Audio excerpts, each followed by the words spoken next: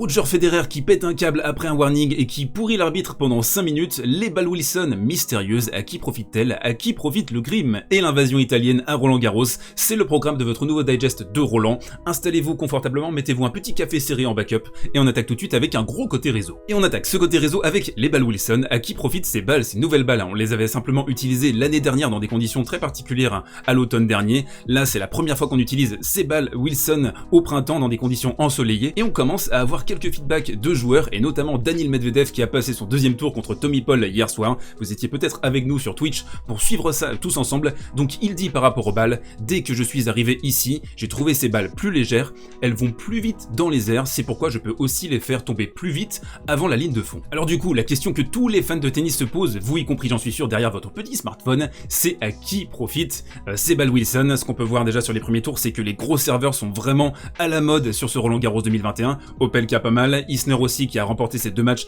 facilement et qui affrontera Tsitsipas en night session demain soir. Et aussi forcément Daniil Medvedev, c'est un gros serveur. C'est un joueur qui articule beaucoup son jeu autour de son service et là on voit qu'il est particulièrement à l'aise. Alors il y a aussi, je pense pour Daniil, un déblocage mental qui s'est effectué ces 10 derniers jours. Je pense qu'il y a eu des bonnes réflexions qui ont eu lieu avec Gilles Servara notamment son coach pour essayer de se débloquer, pour essayer d'avoir une mentalité plus positive à Roland Garros. Et pour terminer sur les balles, ça pourra changer aussi la donne avec éventuellement de la pluie qui pourrait arriver ces prochains jours ou en deuxième semaine. Faudra voir comment ça se passe également pour ça, pour la météo. Mais ce qu'on est sûr à l'heure actuelle, c'est que les attaquants auront tout le luxe de pouvoir s'exprimer sur cette quinzaine à Roland Garros et forcément ça nous réjouit. La deuxième info de ce côté réseau, c'est l'invasion italienne à Roland Garros. On pouvait s'y attendre, on a compris maintenant que le tennis italien brillait de mille feux depuis 1 an, 2 ans maintenant, surtout avec les nouvelles pépites Sinner, Musetti et Berrettini qui étaient arrivés dès 2019, qui avaient explosé sur le circuit principal lors de cette année. Donc on voit ici Berrettini, Sinner, Musetti ont rejoint leur compatriote Fognini au tour numéro 3. Ça contraste avec les résultats des Français qui sont assez dramatiques. Là il y a Richard Gasquet qui va jouer contre Nadal ce soir à 21h. On suivra ça d'ailleurs avec grand intérêt ensemble sur Twitch. Mais voilà, on est dans une situation où on regarde maintenant nos voisins italiens qui avaient galéré pendant des décennies avec une absence de résultats assez dramatique pour eux. Maintenant on les regarde avec envie, avec un petit peu de jalousie quand même. On a Sinner d'un côté qui représente, je pense, un futur vainqueur de Grand Chelem, un multiple vainqueur de Grand Chelem. Musetti également qui est pétri de talent, qui a un potentiel assez extraordinaire, un jeu on sent modelé autour de la figure de Roger Federer. Berrettini qui a fait une finale à Madrid très récemment, qui est lui aussi sur une dynamique très vertueuse, et puis le trompa Fognini qui porte un petit peu tout ça, qui pourra aller potentiellement loin parce qu'il est dans un quart de tableau très intéressant avec simplement Ruud et Zverev en grosse tête d'affiche. Donc en quelque sorte, vous regardez les photos à côté de moi avec le point exhibé de ces 3 pépites italiennes qui en fait mettent un sacré point dans la figure de la formation française en creux. Last but not least, le maestro suisse Roger Federer, sa seigneurie qui prend un avertissement pour dépassement de temps. Je vais mettre pause tout de suite sur ce clip avant de me faire striker la binette. Donc qu'est-ce qui s'est passé précisément? Roger Federer n'était pas prêt pour recevoir le service de Marin Cilic, qui est pourtant un des serveurs les plus lents de l'histoire de l'humanité, qui fait rebondir la balle 35 fois, 45 fois, 70 fois avant de servir. L'ironie du sort étant que Roger Federer est l'un des joueurs les plus rapides entre les points. Donc ça c'est quand même assez amusant quand on pense aussi, voilà, on fait un petit bisou à Rafael Nadal qui fait attendre ses adversaires avant de servir quasiment à tous ses matchs. Lui ne prend pas d'avertissement pour faire attendre ses adversaires, ça n'arrive que à des joueurs qui le méritent pas forcément. Donc c'est assez intéressant à l'arbitrage à 2 vitesses, on a un manque de cohérence clairement. Je trouve que Roger Federer a eu raison de râler. Alors ce qui s'est passé ensuite après, c'est 5 minutes de blabla. Roger qui l'a vraiment mal pris de se faire avertir comme ça a pas dû lui arriver souvent dans sa carrière de se faire avertir pour dépassement de temps. C'est vraiment un joueur rapide qui engage rapidement. Peut-être aussi le manque d'habitude avec ces nouvelles règles post-confinement avec le coronavirus, il n'y a plus le ramasseur de balles pour te donner la serviette. Donc peut-être qu'il a été légèrement surpris sur ce coup-là. En tout cas c'est une séquence qui a fait jaser sur les réseaux sociaux, mais le problème, c'est que Roland Garros a striké l'extrait où Roger dit « Tu m'écoutes ou tu parles ?» à l'arbitre. C'était assez marrant. Donc Roland Garros, comme d'habitude, là, ils ont décidé de faire une masterclass sur les réseaux sociaux, de couper tous les extraits qui sont postés par les fans, de réserver les footages à France Télévisions, qui lui poste les footages dans leur ensemble en 3 minutes, 4 minutes.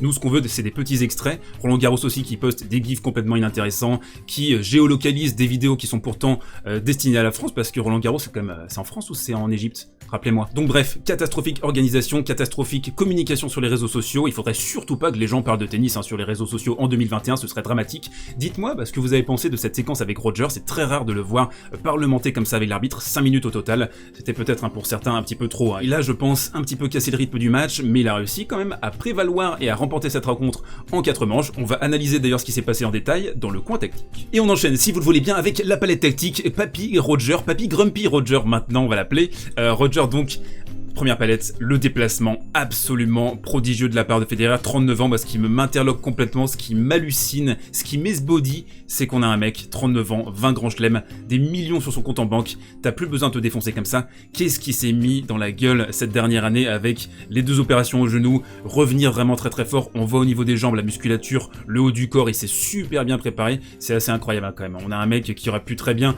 partir, je sais pas, vivre sur une île, acheter une île avec sa femme et ses enfants, arrêter de penser au tennis. Non, il est encore là en 2021, il veut continuer à croire à son rêve, Wimbledon et pourquoi pas les Jeux Olympiques, c'est invraisemblable ce qu'il a été capable de se mettre dans la tronche. Ici on voit donc notamment sur cette palette le petit jeu de jambes, cette faculté comme ça à se déplacer d'une manière aérienne, à camper sur sa ligne, c'est toujours ici que ça se passe Roger, c'est pas là, non ça c'est pour les grinders, Roger c'est le rectangle ici, le déplacement toujours félin, ça c'est assez incroyable, il y a une petite saute évidemment pendant la rencontre, mais à ce niveau là il est toujours aussi prodigieux, et il joue sur terre battue comme on jouerait sur dur ou sur gazon, on va voir ça dans la deuxième palette. Deuxième palette, l'agression permanente. Roger Federer a été un joueur protéiforme au cours de sa carrière, il a changé comme ça de forme tel un Pokémon, il a commencé sa carrière en étant parfois un serveur volleyeur, rappelez-vous à Wimbledon en 2003, son premier grand chelem, il le remporte de cette façon, et à partir de 2017, pour Roger, la méthode elle était claire, c'était être campé sur sa ligne, rentrer dans le terrain, là c'est un retour de service face à Cilic, donc là il était prêt pour le coup pour envoyer le service de Cilic, donc de l'agression permanente, être offensif,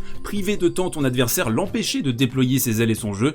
Ironiquement, ce qui m'a fait marrer dans les stats, c'est que c'est lui qui a remporté un tout petit peu plus les rallyes que Cilic. Alors il n'y a pas eu beaucoup de rallyes dans ce match, mais la statistique était assez marrante, assez rigolote. 47 coups gagnants, 27 fautes directes pour notre ami suisse, qui a vraiment bien maîtrisé ses velléités offensives, qui a été très conquérant, et qui a décidé d'utiliser ce Roland Garros comme une espèce de laboratoire, je trouve. On sent qu'il tente des choses, il essaie de se remettre dans le rythme des 3 sets gagnants, en prévision bien sûr de Wimbledon, et qui joue vraiment d'une manière ultra agressive. Il est hors de question pour lui de commencer à grinder, de commencer à s'engager dans des longs rallyes. Non, il n'y a qu'une seule philosophie qui compte pour Roger Federer, c'est l'ultra-attaque. Dernière palette, Roger Federer au service ici, alors des très bonnes stats sur cette rencontre, 16 aces au total, 68% de première et 75% de points remportés derrière sa première balle, avec comme toujours pour Roger ce service extérieur slicé qu'il utilise sur gazon, qu'il utilise sur dur, qu'il utilise sur terre battue, un petit peu partout pour Roger. Attention néanmoins chez le Suisse, des petites sautes de concentration, difficile pour lui évidemment de maintenir un niveau physique constant, homogène au cours d'une rencontre. Là en plus avec ce fait de jeu avec l'arbitre, il est un petit peu sorti de son match, mais ça reste une victoire encourageante, très précieuse pour la suite de la saison, pour se lancer comme ça vers un Wimbledon, pourquoi pas un 21e titre en Grand Chelem. Est-ce que les fans de Federer y pensent? Dites-le moi dans les commentaires. Federer qui jouera Kopfer au 3e tour avec pourquoi pas l'illusion comme ça d'aller choper une petite 2e semaine, et en quart de finale ce serait éventuellement Novak Djokovic. Et on enchaîne avec la reco du jour, le match à ne manquer sous aucun prétexte demain, et à mon sens c'est la night entre Tsitsipas et Isner. Alors si vous voulez plus de détails sur cette rencontre, je vous invite à regarder la vidéo d'hier, on a décrypté le jeu de Tsitsipas en prévision de cette rencontre face à Isner. Il y a aussi, je trouve, un match avec un potentiel comique assez important entre Reilly Opelka, la grande tige, la grande saucisse américaine, et Daniil Medvedev, ce sera sur le Langlaine en 3e rotation. Et nous, vous le savez, on se retrouve d'ici quelques instants, quelques minutes à 21h pour parler de cette rencontre entre Gasquet et Nadal. On va supporter notre Frenchie jusqu'au bout. Et ça se passe où de cette petite fête illégale? Eh bien ça se passe tout simplement sur mon Twitch, donc n'hésitez pas à passer, ce sera avec grand plaisir. On est 70, plus de 70 parfois, connectés en simultané pour interagir comme ça avec le chat. Nous, on se retrouve demain pour un nouveau digest. D'ici là, portez-vous bien mes goats et prenez soin de vous.